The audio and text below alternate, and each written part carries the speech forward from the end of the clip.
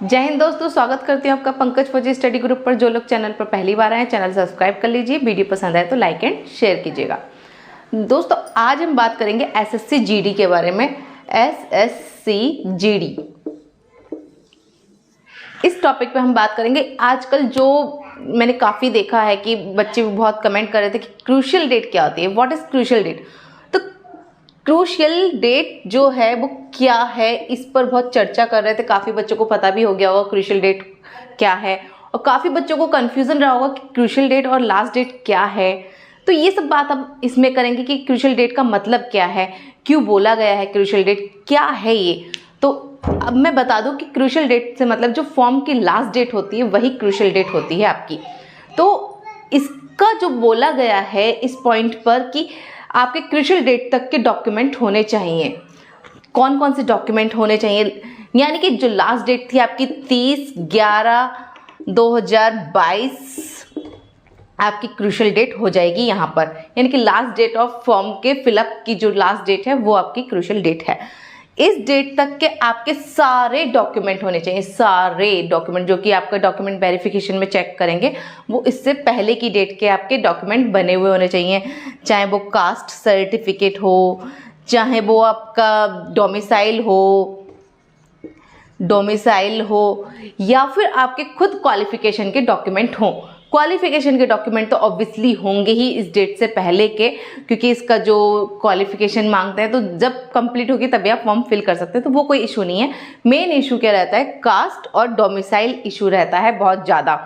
तो आपका जो कास्ट सर्टिफिकेट होना चाहिए वो इस डेट से पहले का होना चाहिए, डोमिसाइल जो होना चाहिए वो इस डेट से पहले का होना चाहिए।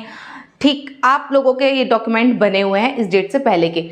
लेकिन अब कंफ्यूजन ये रहता है कि ये डॉक्यूमेंट जो है ये सेंट्रल गवर्नमेंट के होने चाहिए या स्टेट गवर्नमेंट के होने चाहिए।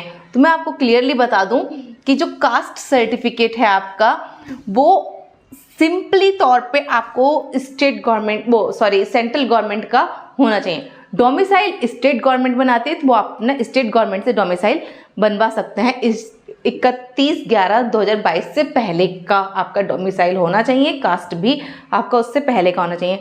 अब जो कास्ट सर्टिफिकेट है वो सेंटर का क्यों होना चाहिए, स्टेट का क्यों नहीं।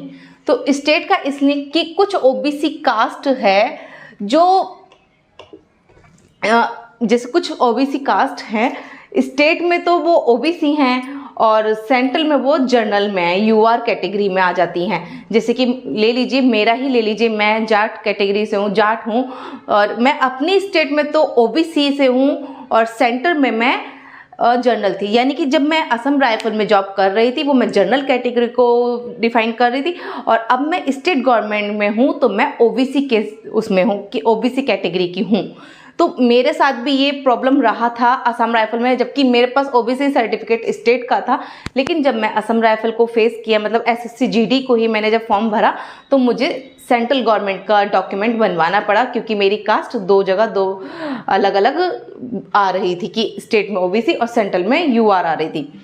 तो इसलिए ये लोग इस जो कास्ट सर्टिफिकेट है वो आपका सेंट्रल गवर्नमेंट का होना चाहिए। मुझे अपनी कास्ट का पता है, साक्षात एग्जाम्पल, तो वो मैंने आपको बता दिया। अब यूआर का चाहिए नहीं, ईडब्ल्यूएस है, ईडब्ल्यूएस तो वो भी आपका सेंट्रल गवर्नमेंट का होना चाहिए।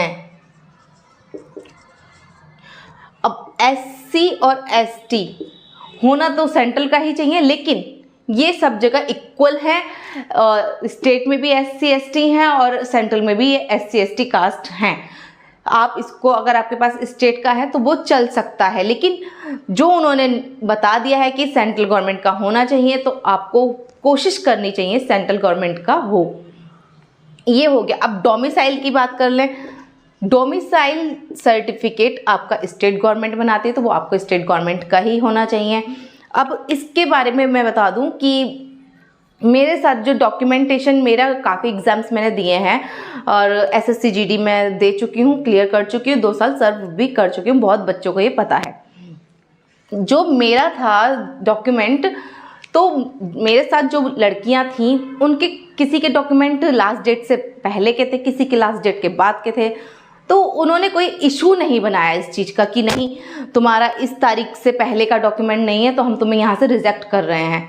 ऐसा कोई इशू नहीं बना था रिजेक्ट करने का, लेकिन उन पर ये पॉइंट है कि वो आपको रिजेक्ट कर सकते हैं क्योंकि आपका जो क्रूशियल डेट तक का डॉक्यूमेंट नहीं है कंप्लीट, उसके बाद का डॉक्यूमेंट वो रिजेक्ट करने के लिए उन पर एक पॉइंट है। लेकिन ऐसा वो लोग करते नहीं है क्योंकि वो लोग भी हमारी सब स्टेज पार करके गए हैं। फिजिकल उन्होंने दिया है, मेडिकल उन्होंने भी दिया होगा, डॉक्यूमेंट वेरिफिकेशन उनका भी होगा, तब जाके उनको नौकरी मिली होगी। तो जिस कंडीशन से वो गुजर चुके हैं वो कंडीशन हम फेस कर रहे हैं, तो वहाँ पे मतलब इतना इशू नहीं बनता है कि आपका डॉक्यूमेंट पहले का होना चाहिए। थोड़ा उनमें भी भावना होती है कि हाँ नहीं बच्चा बहुत मेहनत करके आया है तो मैं यहाँ इस स्टेज पे आके इसको रिजेक्ट नहीं कर सकता, ऐसा उन लोगों में होता है कि। लेकिन अगर कोई वहाँ पे बहुत ज़्यादा खड़ूस टाइप बैठा है तो आपको रिजेक्ट कर सकता है। इसलिए आपका मेक श्योर कीजिए कि आपका डॉक्यूमेंट उस डेट से पहले का हो।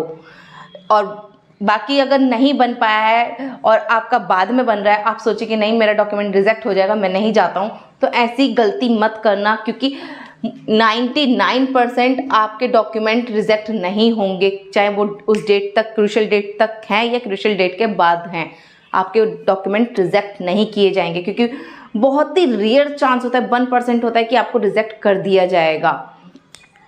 तो क्रूशियल डेट आपको समझ में आ गई होगी, डॉक्यूमेंट आपको समझ में आ गए होंगे और डोमिसाइल भी आपको समझ में आ गया होगा कि ये स्टेट का होना चाहिए नहीं चाहिए, ये स्टेट बनाती है, स्टेट से ही आपको मिलेगा।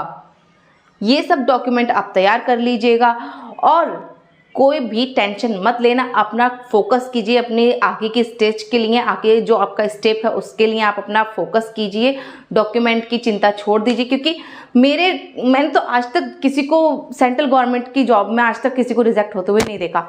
अब स्टेट गवर्नमेंट की बता दूं कि मेरा जो स्टेट गवर्नमेंट में सर्टिफिकेट था वही क्रूशियल डेट का पंगा फंसा था। मेरे नंबर बहुत अच्छे थे, फर्स्ट बैच मुझे मिलना था, लेकिन मैं असम राइफल में ट्रेनिंग कर रही थी तो उस वजह से मैं अपना डॉक्यूमेंट दोबारा वेरीफाई कराने नहीं आई। मैं वेरीफाई करा के गई थी, दोबारा नहीं आई, तो उस वजह से मेरा जो रिजल्ट था विद हेल्ड में डाल दिया था मेरा रिजल्ट कि हाँ मेरा मतलब ओबीसी का पंगा, उन्होंने एक ओबीसी का ऑब्जेक्शन लगा के रख दिया था कि इस सेकंड बैच मिलेगा। पर असम राइफल की वजह से मैं सेकंड बैच में भी नहीं आ पाई थी। फाइनली मेरे को एक बैच मिला जिसमें मैंने ट्रेनिंग की थी। तो ये तो स्टेट में मेरे साथ ओबीसी का पंगा हुआ था, बट ऐसा नहीं मुझे रिजेक्ट कर दिया गया था। मेरे लिए मतलब हम जैसों के लिए दूसरा बैच बना था, जिनके ये क्रूशियल डेट का पंगा था उनका दूसरा बैच बना था। तो वही था ये सब कि मेरे साथ जो एक्सपीरियंस था, मैंने बताया 2 नौकरियों का एक्सपीरियंस है, तो मैंने बताया कि एक में मेरा पंगा हुआ था डोमिसाइल वगैरह, ओबीसी वगैरह ये सब डॉक्यूमेंट्स को लेकर के, और एक में ये सब पंगा कुछ नहीं हुआ था, किसी के भी साथ नहीं हुआ था। जितनी लड़कियां वहाँ पे आई थी, मतलब समथिंग 50, 60, 70 जो भी थी, मेरे को अभी याद नहीं रहा है, किसी को भी ये नहीं कि तुम्हारा डॉक्यूमेंट बाद का है। बहुत सारी लड़कियां थी जिनके डॉक्यूमेंट बाद के थे और उस डेट तक नहीं थे कंप्लीट, पर ऐसा कोई इशू नहीं बना था। वहाँ पर आराम से उनको मतलब एक्सेप्ट कर लिए गए थे, उनके फॉर्म वगैरह वो डॉक्यूमेंट एक्सेप्ट कर लिए गए थे, कोई इशू नहीं बना था, ना रिजेक्ट करना उनको कुछ कहा ही नहीं था, बल्कि बस डॉक्यूमेंट है ओरिजिनल ज़रूर लेकर जाना है, क्योंकि वहाँ पे जब डॉक्यूमेंट वेरिफिकेशन होगा तो ओरिजिनल ही डॉक्यूमेंट आपके चेक होंगे, फ़ोटो स्टेट वगैरह जमा हो जाएंगी और ओरिजिनल आपके चेक होंगे। तो आज की वीडियो में इतना ही, मिलते हैं नेक्स्ट वीडियो में, तब तक के लिए जय हिंद।